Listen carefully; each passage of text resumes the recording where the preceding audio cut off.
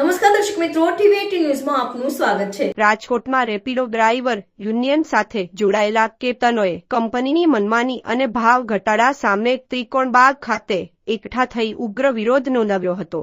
ડ્રાઈવરોએ પ્રતિ કિલોમીટર 15 રૂપિયાના બદલે 11 રૂપિયા આપવાના કંપનીના નિર્ણયનો વિરોધ કરી 18 રૂપિયાનો સરકારી ભાવ લાગુ કરવા માંગ કરી છે। માંગ પૂરી નહીં થાય તો 5મી તારીખે રેલી યોજાશે।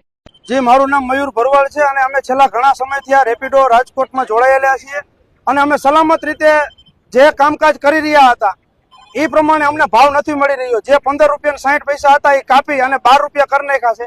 તો 12 રૂપિયા જે ભાવ ઘટાડો કરી નાખ્યો છે, એક રિક્ષા ચાલક રોજની 100 થી 125 150 કિલોમીટર હાકે તો 1 કિલોમીટરના 3 રૂપિયા ઘટે તો રોજના 200 થી 250 રૂપિયા 100 રૂપિયા જેવી નુકસાની રિક્ષા ચાલકને થાય છે।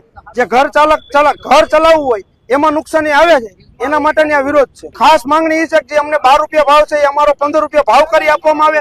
જો નહીં કરી આપવામાં આવે તો રાજકોટની અંદર તમામ સંપૂર્ણપણે રેપિડો કામકાજ અમે બંધ કરશું।